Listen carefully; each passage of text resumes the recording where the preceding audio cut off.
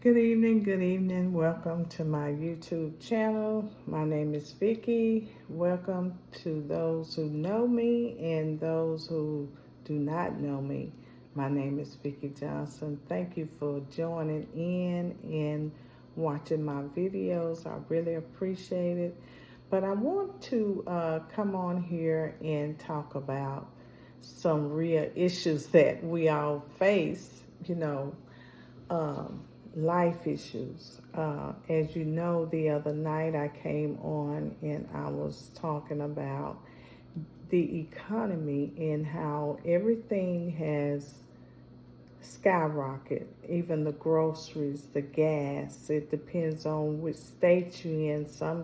I know here in Texas we're paying $3 and something, like $2.79 to $3.50. It depends on where you go and what kind of car you drive.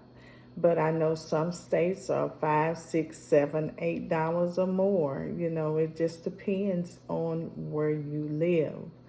And the cost of living, when I say where you live, I know here in Texas, the rent has increased double and triple in most places, making it so hard for people to live, and it's not affordable anymore. Like where I live, it's just out of the box, ridiculous. I mean, a small one bedroom, 500 and some square footage may cost you 1,500.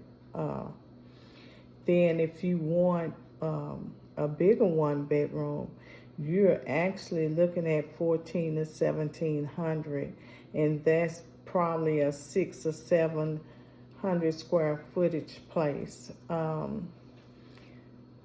Here where I live, I know you can pay up to 2,300 just for a 2 bedroom. Now that is very sad. So I have been looking on the internet. I have been doing my research as far as visiting places. Everything is going up. And I had mentioned about the housing crisis, how everything have went up as well, because I have looked at RVs. I have looked at mobile homes or manufactured homes. I have looked at module homes. I have looked at tiny homes. And what else I have looked at? That's about it, I think. I hope I'm not missing anything. But I have been looking, and the prices are not getting better. Everything is based on your income and your credit score. So it's making the poor people poor and homeless, just getting out of there. And so I had been looking for homes, and when I look on the internet, and especially when I go on YouTube trying to get some ideas and look at the tiny homes, and I see more people are posting videos on living in their cars or vans just to make ends meet. It has gotten that bad here in the United States. And I have looked at some videos of people who decide to leave the states and go to the international countries and live. They decide to go to Mexico or further on Canada, wherever, because most of them that decides to go to Mexico, they said it is much cheaper to live. But then on the flip side, I hear these extra and hidden fees that they have to pay once they get there in those foreign countries. So I guess it's just an up and down situation. I guess you have to really count up the costs and do your research and just ask the right questions. I always say that. Ask the right questions, you know. And sometimes we can ask the right questions. Sometimes we can do our research and it's still not enough. I was looking at this video yesterday, and the young lady said she did all of her research. She asked the right questions, but when she got there in Mexico, it was just like she was all these hidden fees, the extra fees, you know. She wanted to bring some of her belongings over from the States to over to Mexico, and it was so expensive. It was so expensive, and she said if she'd known that the first, I think she said the first 6 months, if she was there, she could have brought it over with her at a cheaper price, at a reasonable price. So, you know, but she said she didn't know that. So, you know, sometimes we can ask the right questions, and we won't know until we get into that predicament, you know, transferring our stuff from the United States to a foreign country. Also, she mentioned about the bank drafts, how expensive they are.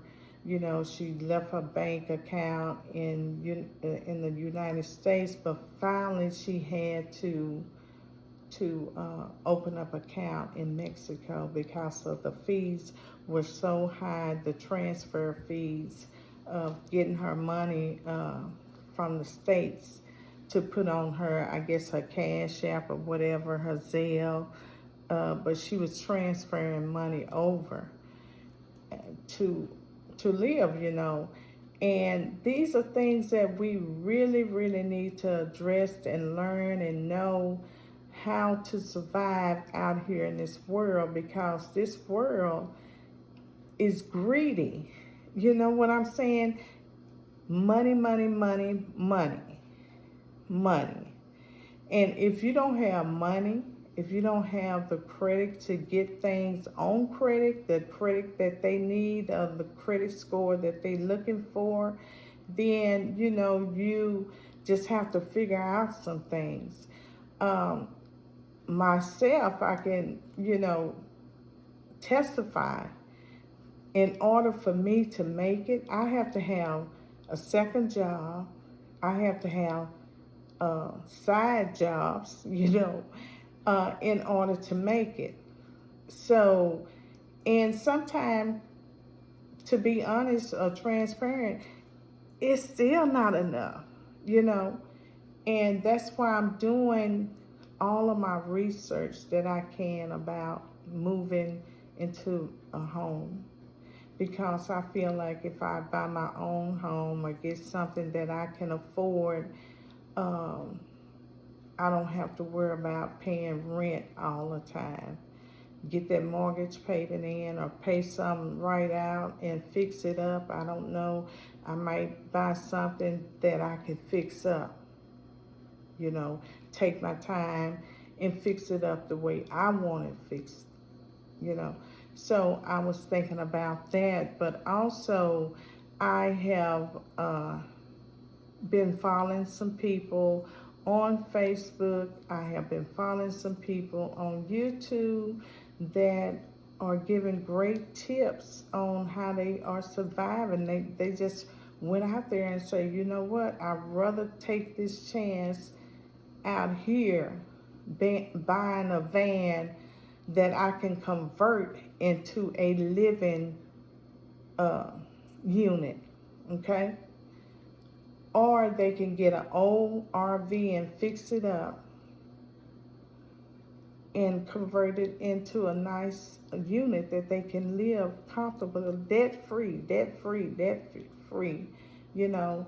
Then you have some that want something real nice where they buy it and have payment plans, and they travel just all over the world wherever they want to, and they RV attached to their truck. Or some kind of utility that can pull the RV home.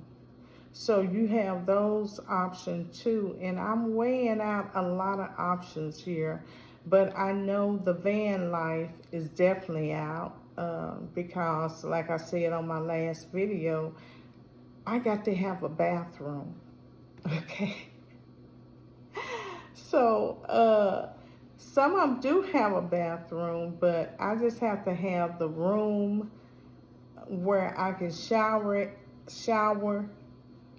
in my own privacy, and the other in my own privacy. So they do have some RVs that's big enough, but you know, the roomer that you get, the more rooms that you get, and you want the room, you have to pay more. And but that's just the option I'm thinking about. And I think it might be fun for me if I can just learn how to, I guess, maneuver around in it. I did talk to someone yesterday when I was out, just getting out the house, you know, and I saw this guy on this motorcycle, and I had stopped to use the restroom and get me a cup of water. And when I was coming out, I said, boy, that's a nice bike you have. It was a gray Harley. And he said, well, I just got it, you know, me and my wife, we're going to travel around. And so it has some luggage where I could put luggage in, and where I could just, you know, be comfortable on it. Especially it's two-seater for my wife. She can sit in back and she can help me, you know, it's like an automatic. I said, well, do you have to have CDL license? He said, no, you don't have to have CDL. I have regular driving license. He said, all you have to have is the insurance. That's it. And, you know, that was like, okay. But you can't live on a motorcycle. But I was always thinking about learning how to drive one. And my hindrance was I got to get my CDL license. So that's not true. That's not true. You don't have to have it. So he paid for it, and he's making payments on it, and him and his wife enjoying life. You know, they have a little home, you know, and he said they just get on their bike and they just travel. And so I was thinking about that because a few years back, before the pandemic and everything hit, I wanted to learn how to drive a motorcycle. Y'all excuse me.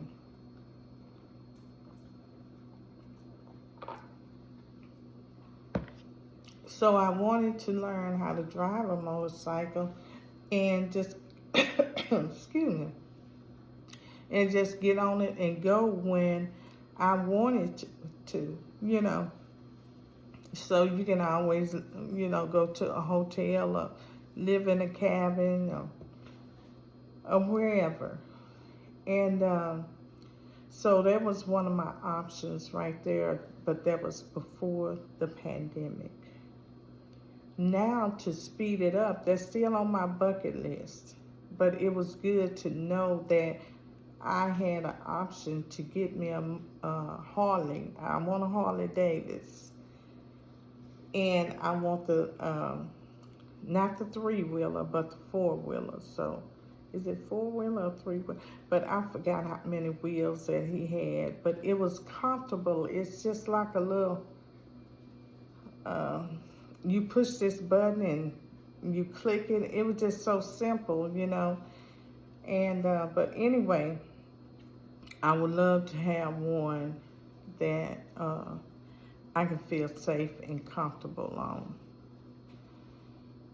But I have looked at some videos about people living in vans, RVs, whatever.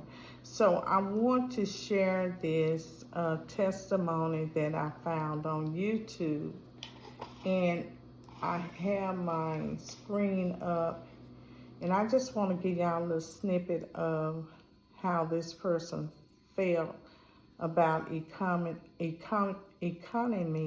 and everything that is going on in his life.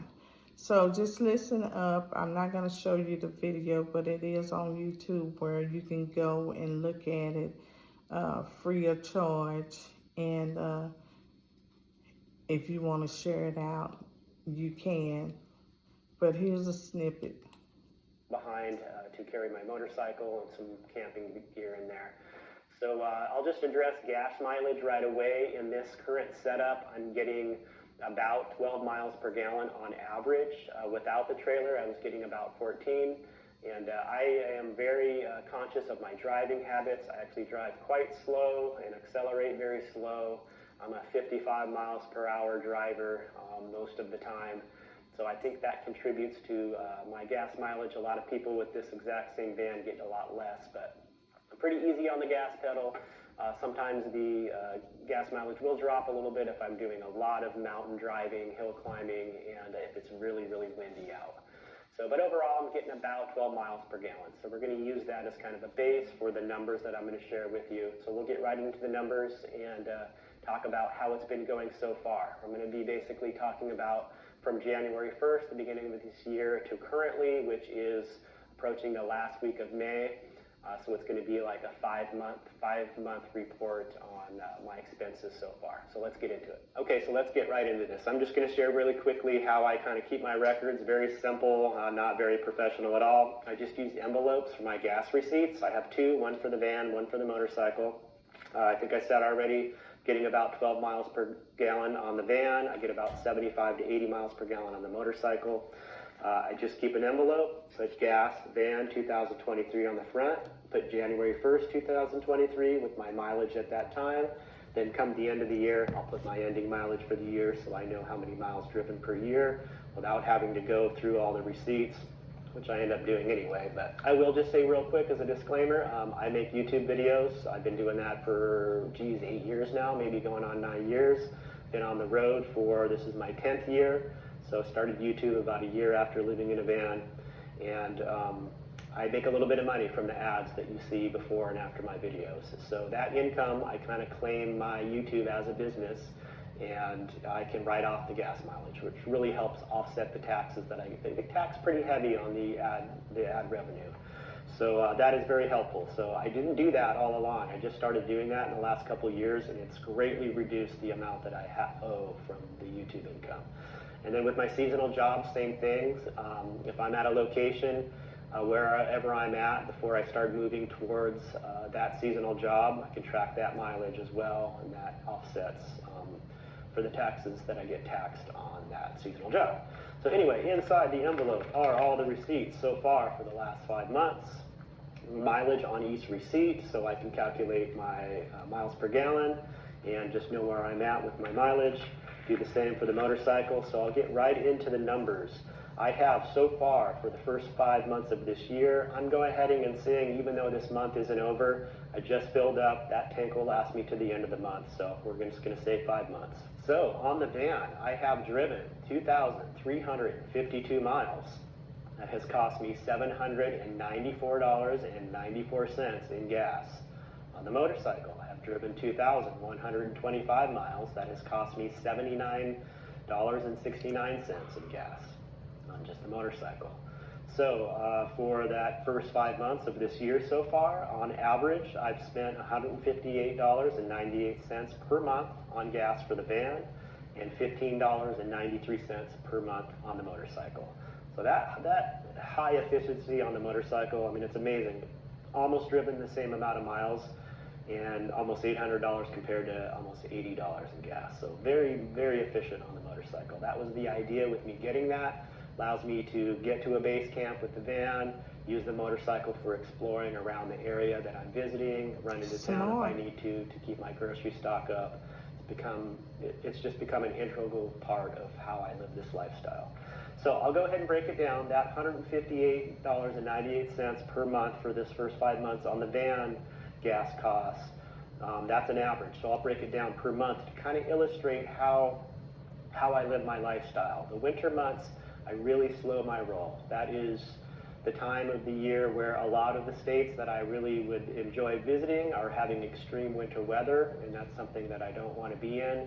So I head to the Southwest, Arizona, New Mexico area, and it's just a lot warmer, and I can hang out there. There's a lot of public land. I can camp for free and not move around much. So that's how I really save my money. So for the month of January 2023, Free I spent camps. $68.65 in gas. That's like, as a nomad living on the road, like people think you spend all this money in gas, but I mean that's hardly anything. When I was renting an apartment and commuting to work every day, it was just insane how much I was spending in gas and the miles I was driving. So for February, $49.72.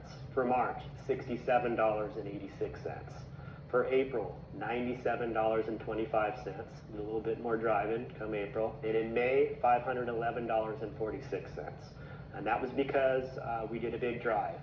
Kelly's mom passed, we got the news, and we just immediately started driving to where her mom is up in Washington, and just needed to be there for her dog and for Kelly to start taking care of everything that goes with losing a family member. So just want to real quick just address, I did a quick community post on that and on Instagram, and it just got a huge outpouring from you guys with just loving, positive support.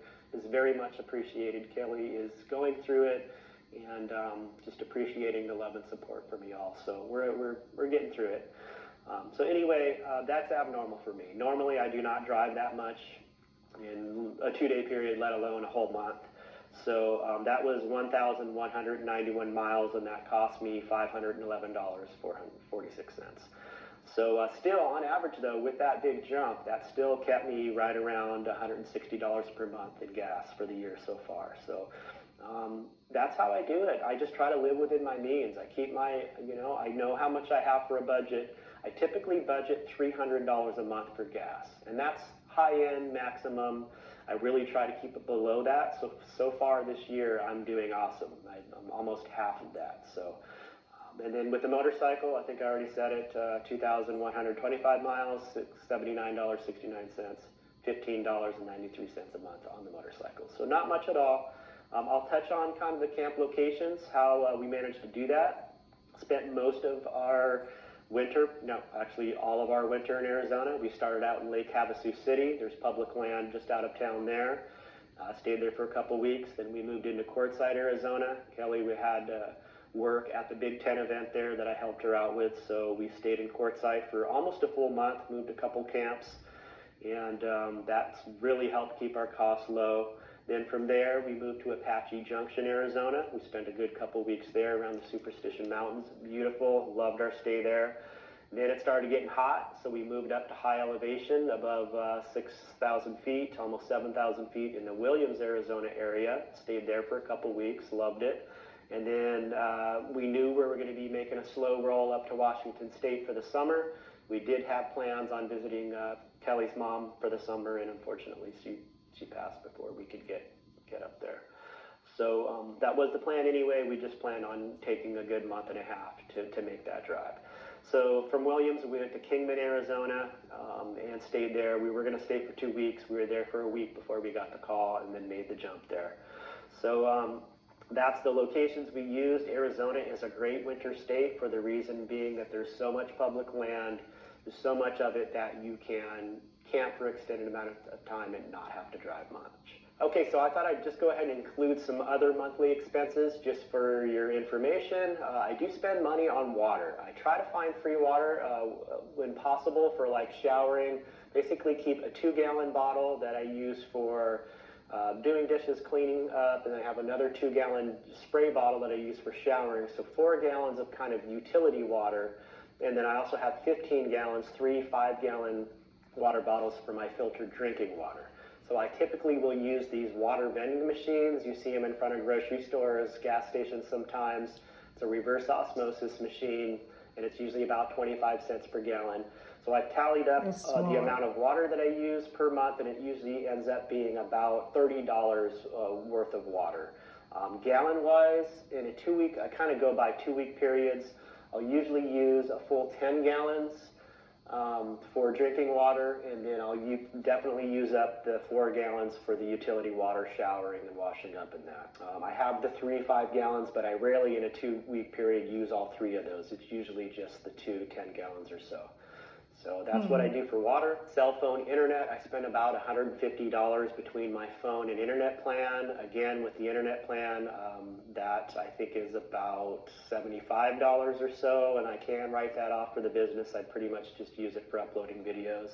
Propane, I have a propane stove, and that is pretty efficient. I usually have a 1-gallon refillable tank. Propane is usually, $3 or so per gallon, sometimes higher, sometimes lower, depending on the state.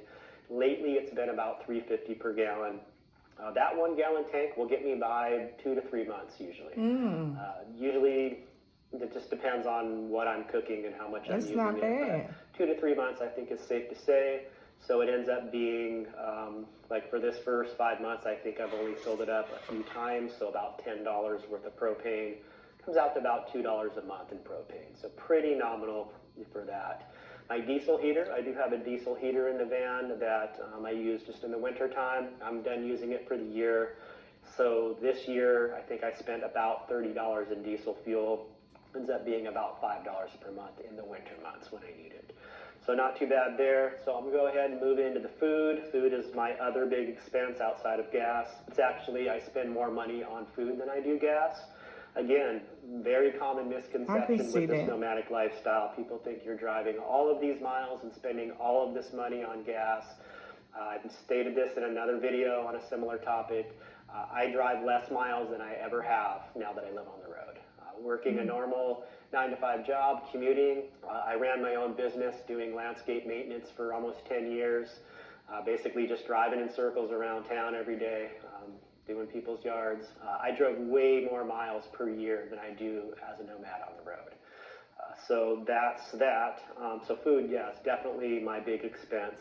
I set a budget of about $300 per month, and I will say with the rising cost at the grocery store, it's tough to stay within that $300. I've been going over. I think I've been about closer to $350 per month, if not $400 sometimes.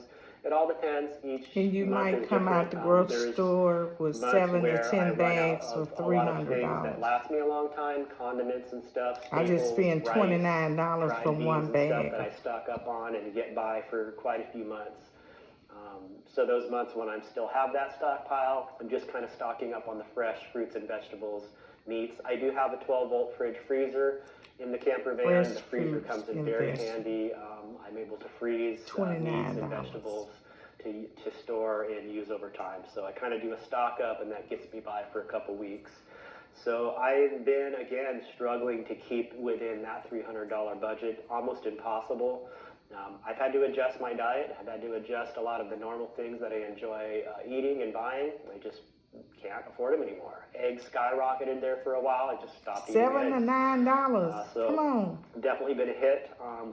Kelly is a very coupon, money-saving, sale-savvy person. I've learned a lot from her using these store apps. Some people don't like using them. They're worried about their information being shared and that, but I try to tap into those. I download a lot of these stores apps where they have special digital coupons, research those and try to save money those, that but way in I groceries. try to use Very them. sale-oriented. I price compare, price check items that I get. I'll go with a brand I'm not used to getting because it's cheaper just to save money, and I've been doing a lot of that recently. So honestly, with the rising gas prices, I feel that it's just made me kind of be more conscious and drive as little as possible. Still being able to see the things I want to see and do a lot of exploring, but I just, again, keep it within my means. So I would say that the biggest challenge lately has been dealing with the rising food costs. Hopefully there's a drop in prices here soon, but I honestly really don't believe that's going to happen. I think things are just going to get increasingly more expensive. So again, to touch on the kind of lifestyle I live, if those of you that aren't familiar with my documentation over the years on my videos, I usually do a seasonal job or two per year. That involves usually a summer job and a fall job, and there's usually a drive involved in that. I'm kind of based in an area, and when it comes close to the time for the seasonal job, I'll make a drive. I've been doing up to the Northwest to park my van, fly to Alaska, work the salmon industry on a boat, and then fly back to my van. I put my van in storage, and that's how I kind of make my money to be able to survive and pay for all this gas and food. And then also in the fall, I've been doing the farm work up in North Dakota with the sugar beets, although I haven't done that for the last few years. And a lot of that has been the cost of driving there. It's a long jump just for that job. I'm kind of exhausted exploring those surrounding areas there, and there's just not much of a draw. The money isn't that good.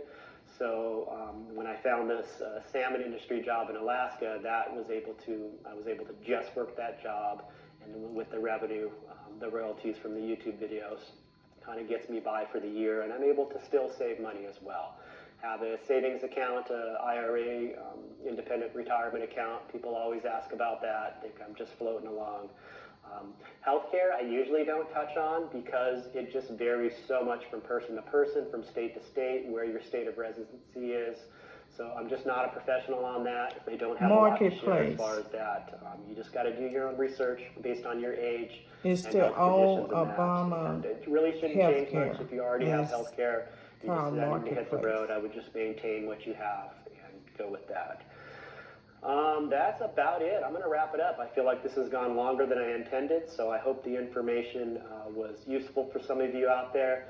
And I'm going to take the next couple minutes to share some personal stuff on what's going on and how I'm going to handle this summer coming up and my travel plans. So, let me see if I can get his name. Let me dismiss this. So, the video is Rising Cost of Living - Van Life Expenses Report, May 2023.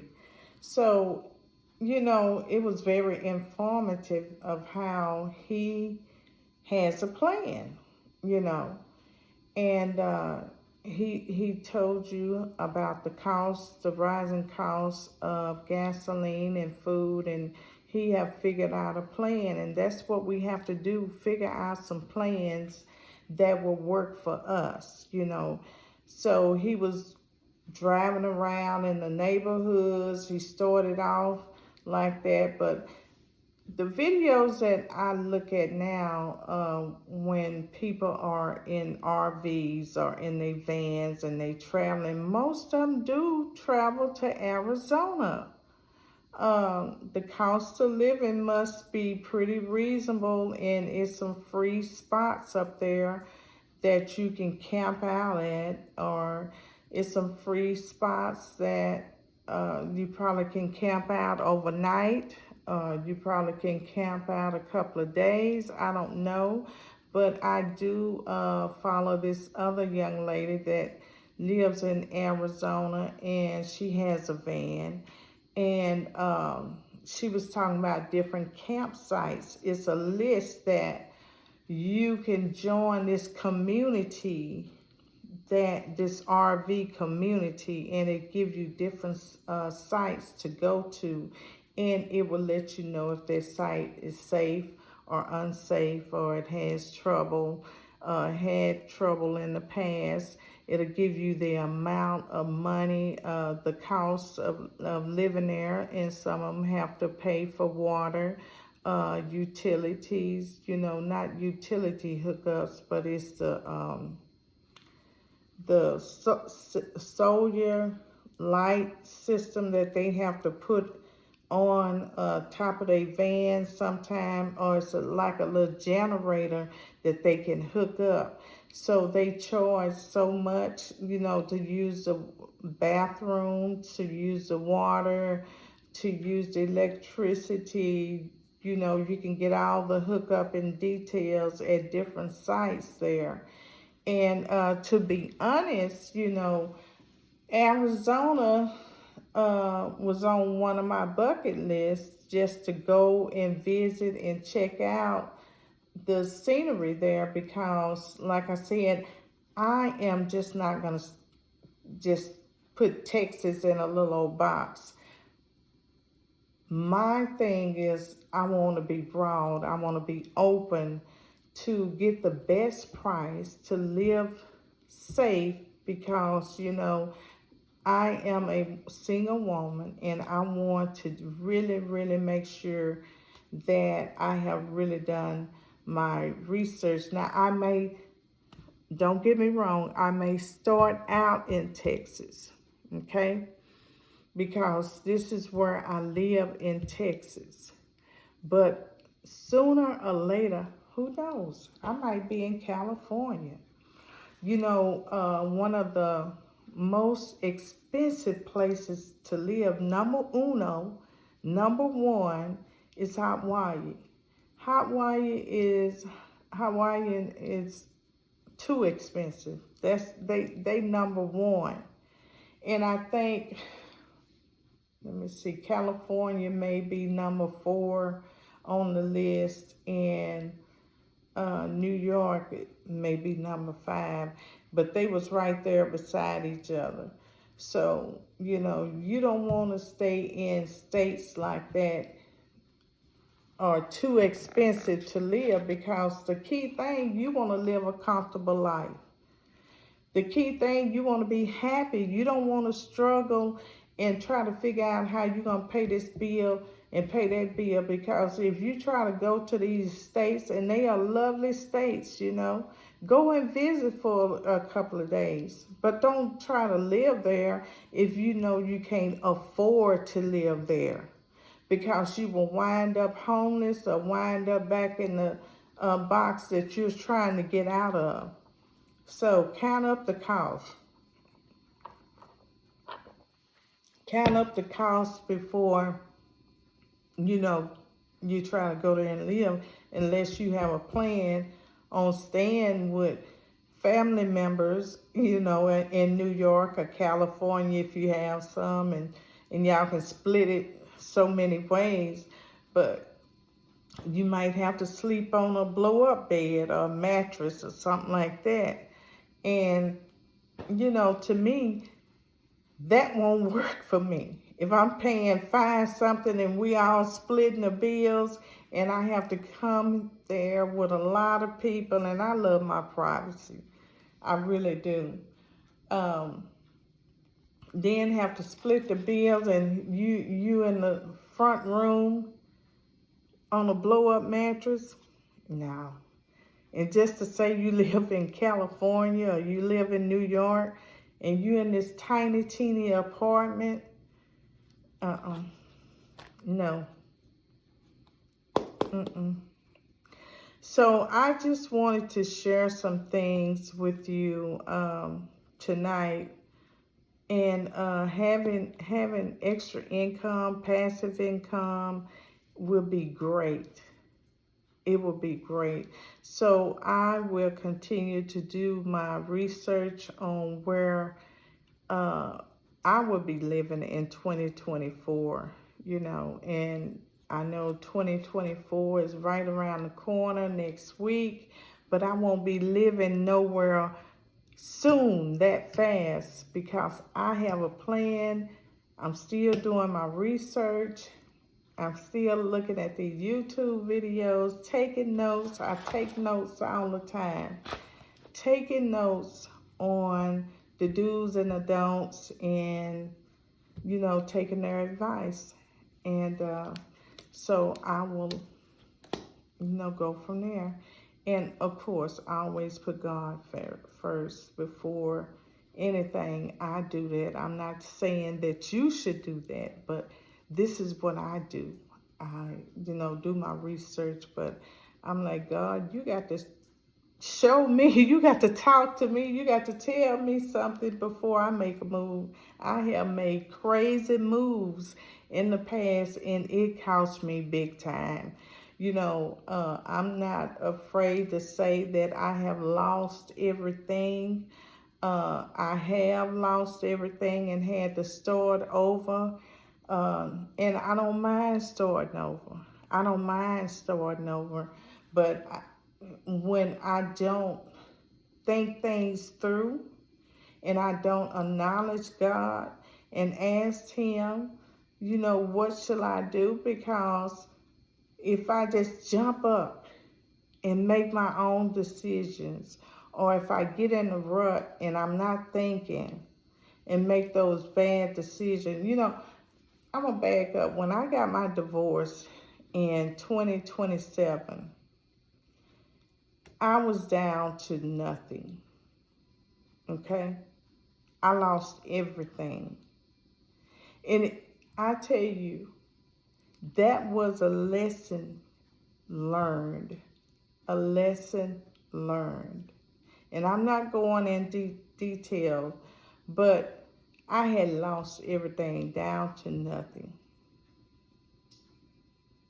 And I learned from that. I had to think for myself. I had to use wisdom and common sense in a lot of things. And I had to have a great plan, okay?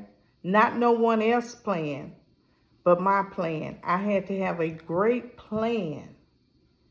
And I had to sit down with the master. I had to have a good talk with him. So I had to have a plan, but I had to write the vision and make it plain. Okay? So don't think that everything is going to fall in your lap, peaches and creams. If you don't have a plan, you will perish. Okay?